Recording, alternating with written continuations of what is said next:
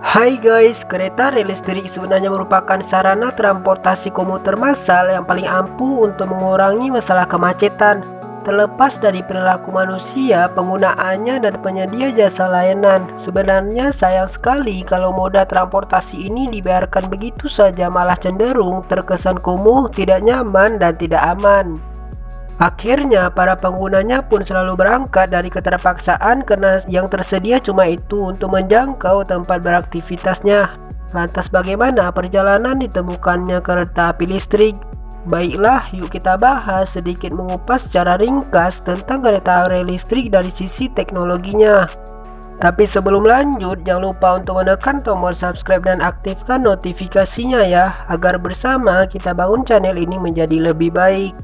KRL semata-mata adalah salah satu aplikasi langsung dari prinsip-prinsip tersebut. Sesuai dengan namanya, kereta rel listrik artinya untuk menggerakkan kereta ini diperlukan energi listrik sebagai sumber. Sangat mudah mengidentifikasi KRL. Jalur KRL selalu memiliki saluran listrik di atasnya. Tentu saja berbeda dengan jalur kereta lintas biasanya yang tidak memiliki saluran listrik di atasnya karena beroperasi di situ merupakan kereta rel diesel. Dua macam sumber listrik ini bisa digunakan di KRL. Sumber DC yang umum dipakai biasanya 1500 volt, sedangkan untuk kereta super cepat bisa memakai sumber AC hingga 25 kV. Untuk menyalurkan ke kereta yang berjalan digunakan piranti bernama pantograf. Tipe pantograf ada yang diamond shape atau single arm. Kedua tipe ini memiliki fungsi sama untuk mengalirkan listrik dari sumber di atas ke konverter, kemudian diteruskan ke motor sehingga KRL berjalan. Kereta cepat di Eropa kebanyakan menganut sistem terpusat dengan hanya satu gerbong yang memiliki sistem penggerak seperti lokomotif pada kereta konvensional. Keuntungan dari sistem ini biasanya biaya produksi yang lebih rendah karena hanya satu gerbong saja yang berisi peralatan. Di samping itu, getaran dan kebisingan yang lebih rendah bagi para penumpang. Sekilas memang KRL mengkonsumsi energi yang sangat besar, namun menurut dengan jumlah daya tampungnya dan waktu tempuhnya masih lebih hemat daripada energi yang dibakar di kendaraan bermotor di Jakarta.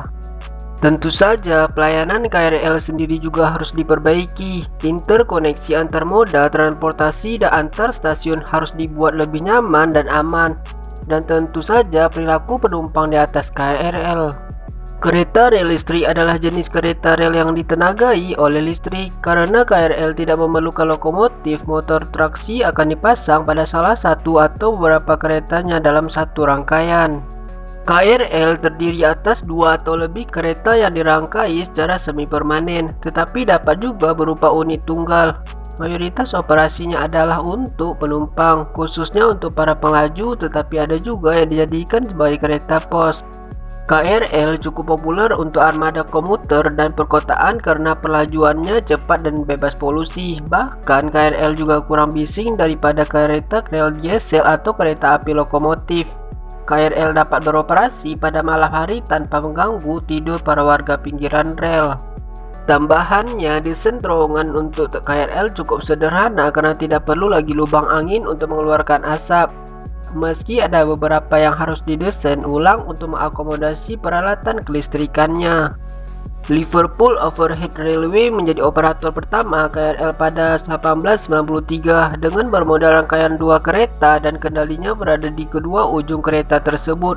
Sistem kendali traksi KRL dikembangkan oleh Frank Sprague dan pertama kali diterapkan dan diuji oleh Southern Elevated Railroad. Sekarang menjadi bagian dari Chicago pada tahun 1897. Pada tahun 1895, Sprague menurunkan penemuan dan produksi sistem kendali DC elevator.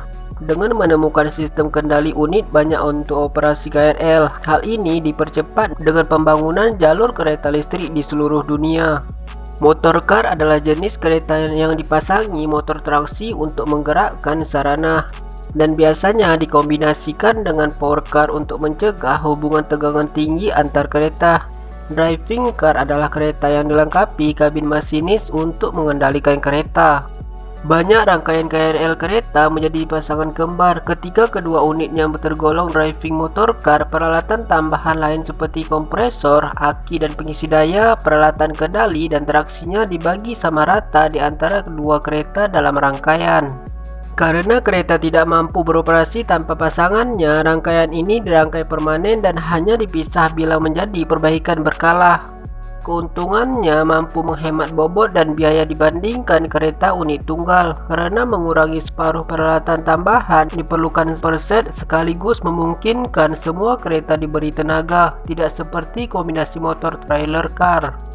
Setiap kereta hanya memiliki satu kabin masinis yang terletak satu di kedua ujung pasangan sehingga menghemat ruang dan biaya pembuatan kabin. Kerugiannya adalah kurang fleksibel karena rangkaian harus dibuat dua kereta dan kegagalan salah satu sarana dapat membuat rangkaian menjadi tidak siap operasi. Sejumlah kereta berkecepatan tinggi yang cukup terkenal adalah KRL Pendolino dan Frecciarossa 1000 di Italia, Shinkansen di Jepang, China Railway High-Speed di Tiongkok, Ice3 di Jerman, serta British Class 395 Javelin di Britania Raya.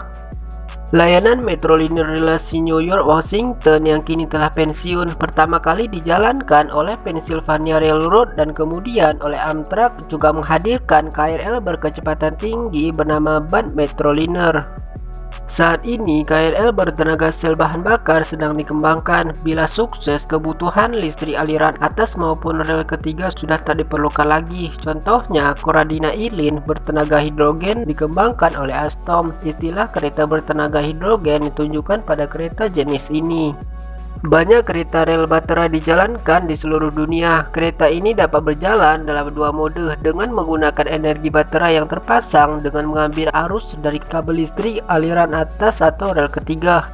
Dalam kebanyakan kasus, baterai dapat diisi saat mengambil arus listrik.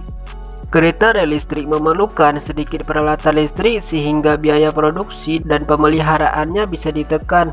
Bunyinya kurang bising dan minim guncangan dikarenakan di kereta penumpang karena tak ada motor atau kotak roda gerigi pada bogi di bawah sarana.